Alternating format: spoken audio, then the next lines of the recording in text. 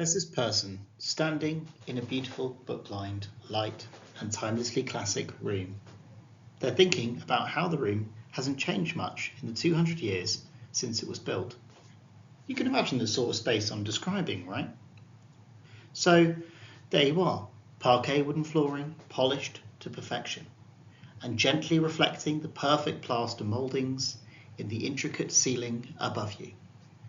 Renovation and update works to the building have been completed carefully and tastefully. They don't intrude on your consciousness. You remain free, your mind unburdened by the environment around you, which for once does not oppress you or impress emergencies upon you. You float with the maximum available capacity to do you. To focus on whatever you want to focus on in the room or even out the sweeping and beautiful windows. A tour guide enters the room and you look at the young lady leading a group of 3 or 4 other guests.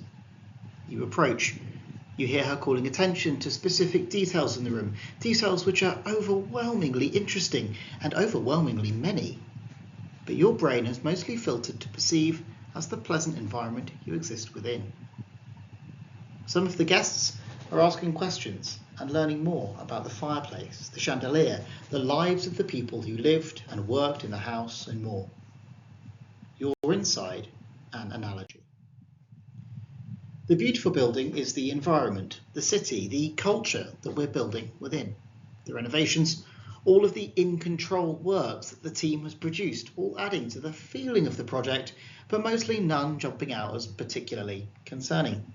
The books are your experiences and the experiences of your business or our industry. You are the person in the room, the leader in our industry. How will AI drive decision-making in the future? Most in this room believe AI is the tour guide. We're going to step out of the analogy and into more rigorous thinking now to address that assumption.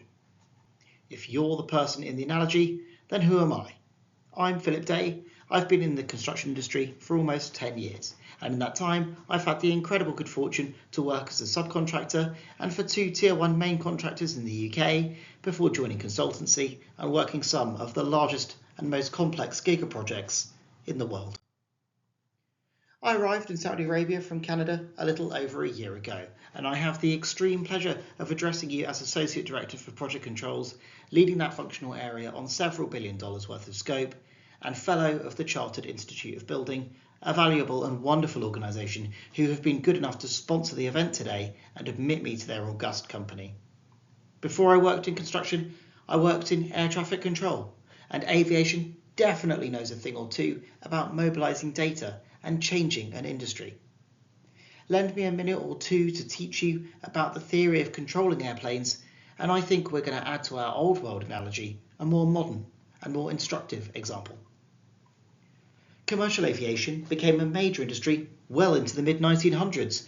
A boom in technology and pilot skill came about through the Second World War, and very soon there were hundreds, then thousands of aircraft airborne at any one single moment. In the early days of aviation, air traffic was controlled by pilots speaking over the radio, conducting their own direct stakeholder management, if you will. Many places in the world still offer that level of pilot-only safety monitoring at smaller scale, lower traffic locations. By the time commercial aviation was really born, it had become apparent that a controlling force was required, and air traffic controllers became a profession, focused around airfields where traffic densities were highest, where people like me used to personally watch and monitor the situation, issuing instructions as necessary to keep things running smoothly. You can see the project management parallels coming through already. Let's keep going. As airports became busier, and indeed the airspace around those airports became busier, people started to look for more ways to keep people safe in the skies. Radar had already been invented, and it wasn't too long before people started realizing that looking out of the window with a pair of binoculars wasn't providing enough information, and it wasn't looking far enough away from the immediate to really solve the sort of conflicts and issues that kept arising. Airports and en route sectors started to use radar as a method to switch from direct observation to data collection to indicate a real-life situation that they could understand and control as early as the 1950s.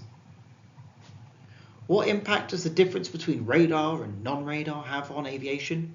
Well, I have direct experience of exactly that question. Back in 2012, I was working in the control tower at London Oxford Airport, ICAO code EGTK for those aviation enthusiasts in the room who want to look up the plates. Back then, Oxford didn't have a radar system, so aircraft approaching this busy little airport used to call up a controller, Oxford Approach. The approach controller would ask for a basic sort of information report, the distance, altitude, aircraft type and intentions of the aircraft. Then they'd write out a paper flight strip and they'd imagine the air picture in their head. Deconflicting that aircraft mentally comes with a lot of industry standards and rules that kept people safe. Aircraft are kept 1,000 feet vertically separated, or they're separated by multiples of minutes to their expected time over some important landmark on the ground. The airport can only handle about 12 inbound aircraft an hour who are flying commercially under these conditions. Fast forward a very little to 2013, our brand new radar had been installed, and we could see aircraft all the way out over 100 miles away. We could see their exact location, their altitude and more. Now we had so much more data at our fingertips that we hoped we could handle more. So we spent hundreds of thousands of British pounds on the equipment and on training our staff to use it. And it worked. It really worked. We went from being able to monitor 12 aircraft an hour to more than that number at any given time. The airport capacity jumped and our safety jumped too. We have revolutionised our little corner of the industry by adopting a transformative tool. Just as with radar, AI is a transformative emerging capability for our construction industry. And just as with radar, it requires a whole new set of standards, rules, training and game plans to be used effectively. Most of our peers in the industry and those looking to serve us with new software capabilities are looking at enhancing reporting to do that. They want to build that radar that shows you more in more detail, more often and more accurately. They're right to build that capability out, and some of it, much of it, will use emerging software technologies such as computer vision linked with AI engines to help us do really important things, like look at PPE compliance on site or review site data. But today's talk is about how AI powers decision making, both today and tomorrow. So, how are we using AI for decision making today? Well, really, for most of us, we're not. Decision making on site today still looks a lot how it did before the AI revolution. Indeed, ChatGPT only launched 2 years ago in 2022, and whilst it has taken the world by storm and even inspired some of our less technologically friendly colleagues to try their hand at this AI thing, and they know to take it seriously, we're in those early days where we've got airliners and we've got radar technology, but we're still looking out the window because it's how we've always delivered and it works. But is our industry working at our equivalent of 12 planes an hour when we could be working at dozens? So AI-enabled tools today in our market are focused around data. AI is looking, generally speaking, at some element or elements of the reporting cycle for us. It's helping to collect site data through computer vision. It's helping to clean and prepare that data in some cases. In many cases, AI is helping us do things like build better dashboards, or at least quicker ones. Just look at how Copilot is hoping to revolutionise the Microsoft ecosystem. I'm sure everyone in the room is familiar with ISO 9001, the quality management system, which so many of our businesses are accredited for and use as the basis for our project behaviours, especially the Plan, Do, Check, Act cycle. It's fair to look at how AI might support each and every stage in that cycle and seek out business opportunities there. Do we have SaaS offerings which include AI for planning? Sure. Do we have them for Do? Well, yeah. In a sense, there are plenty of AI tools that look at reality and try to create real-time warnings for safety occurrences or help to write the presentations that we're all doing increasingly often in our managerial roles, and many more. How about Check? Well, definitely. I've talked about that already today. And Act? How about that? In this case, ACT is all about looking at how reality differs from the expected outcome and trying to adjust to it. AI is looking at the reporting space to make that measurement of reality versus planned position better understood, and therefore empowering leaders to make better informed decisions. Beautiful stuff. And in my opinion, this is the nub of how AI is looking to support decision making in our today world.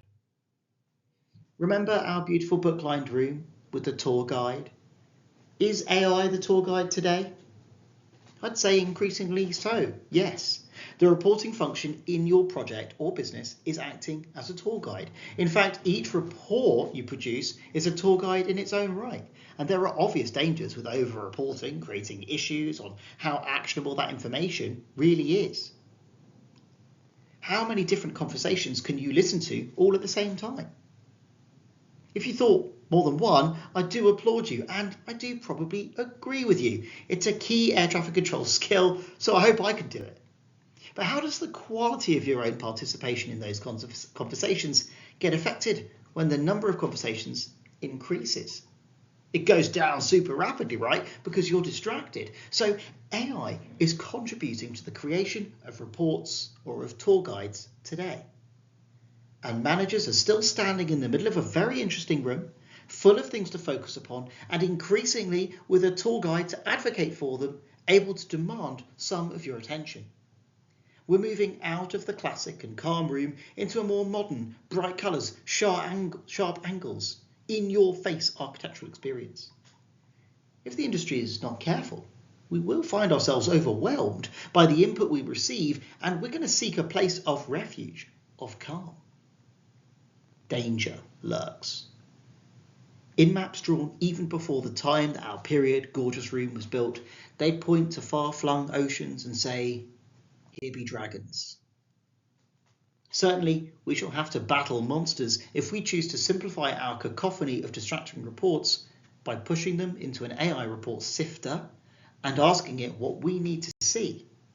It's tempting, right? I mean, let's try this on for size. Someone tells you, "Oh, you really must read this new business book. It's all about structuring influential conversations, and it goes into detail about how to ask 5 powerful questions to elevate your presence and be the boss." Do you go and buy the book for $20? Do you realise it came out before the latest update of ChatGPT and just craft a prompt for the AI to summarise it for you and then play along as though you did read the book next time you bump into that acquaintance? I'm guilty of both, quite frankly. I dearly love books. I dearly love reading books, but I also dearly love efficiency, and sometimes it feels like a good way to save time to get to the core concept out of an engine before I decide if I really want to invest a few hours in doing the reading. That's a very big admission, because if we let AI, which is error prone, insert how many R's are in strawberry sort of testing, we're opening ourselves up to some seriously questionable knowledge if we rely on current generation LLMs to teach us about our world. So too if we ask an AI to sift our reports and ping out only the important bits. How many people in the room are involved in producing reports for the business?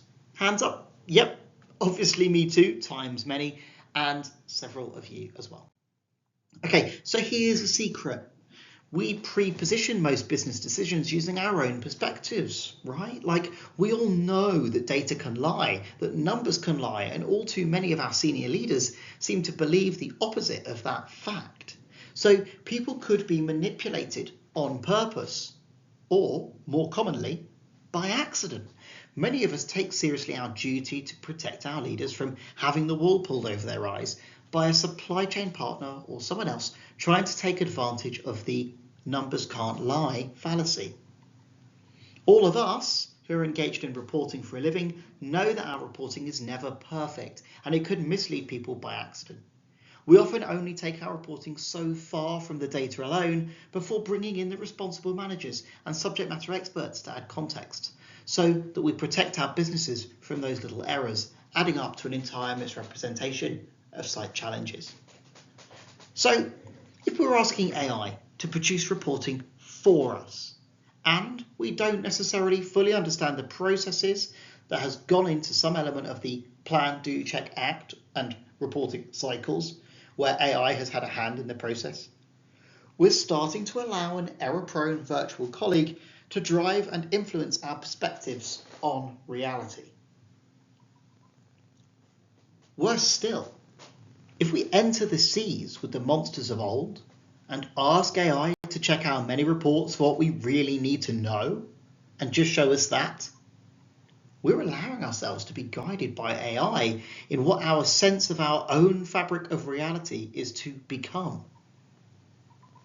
So is AI today really in the decision-making space, or is it just relegated to the data reporting space?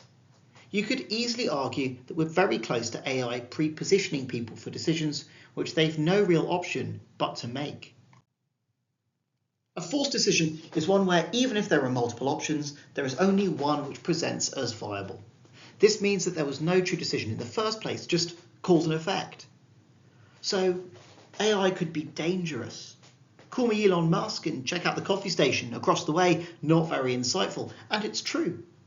I mean, we all know that guy at work that puts everything into ChatGPT, says he's an AI guru, and makes some questionable decisions as a result of what he's seen. But we're all mature enough in this forum to recognise the folly in his strategy and recognise that he is in fact an example of why new tools like AI, like Radar, need to be accompanied with new training and new behaviours so they're not dangerous anymore. And I don't think Elon gives us enough credit to think that society and industry will recognise how to retrain for this revolution. If we're not going to fall foul of AI forcing decisions upon us, then how do we grow with this technology from where we are today, with AI contributing to reporting and decision making, to a positive tomorrow, where AI drives better decision making for our industry? It's a really awesome question to consider. And clearly, the obvious line, build an AI application that ingests data and makes construction decisions, isn't going to wash with us.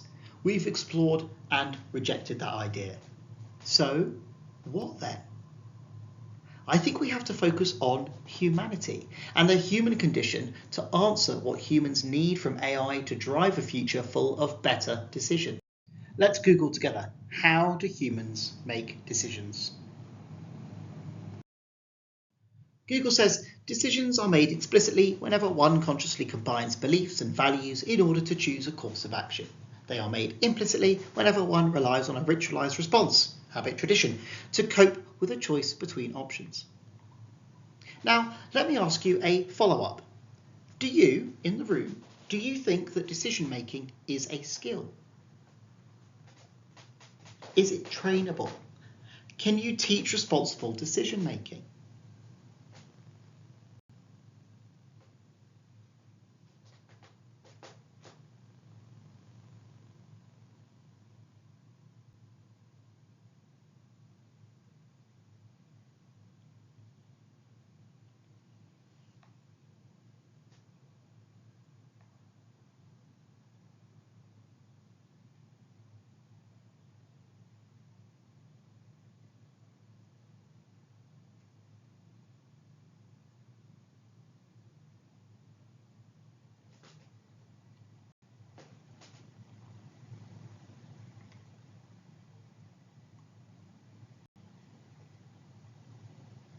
Okay, so that's an interesting answer. Let's explore that. Parenting is, in a large part, teaching decision-making skills to miniature people who are really bad at making good decisions. Mentoring at work often also involves helping people to make better decisions based on importing some of those beliefs or experiences and values, policies that Google mentioned above. At what point do humans stop learning how to make better decisions? Is there a point in your career where you've perfected decision making and your last mistake has become a distant memory? No, right? No way. We're all growing our careers here, exploring and pushing our own envelope. Heck, we're in Dubai today because we're the sharp edge of an industry, exploring totally new territory for humanity. There's risk here. There's a lack of experience. Is there a guardian to coach us through this moment? Why not? I put it to you that our industry thinks training you and hand-holding you is too expensive. I put it to you that part of looking the part as a senior leader often comes with this expectation of needing less and less guidance as you progress. One of the businesses I've worked for in construction was typical in its approach to competence and seniority. It can be summarised like this. Graduates and assistants need daily leadership and active guidance on the performance of tasks. They cannot be expected to find or execute business as usual without significant training and supervision. Managers are increasingly technically competent but still require mentoring and coaching to achieve longer-term goals. They can hold their own on a daily basis but cannot be expected to consider the wider business perspectives or contribute to strategic level thinking.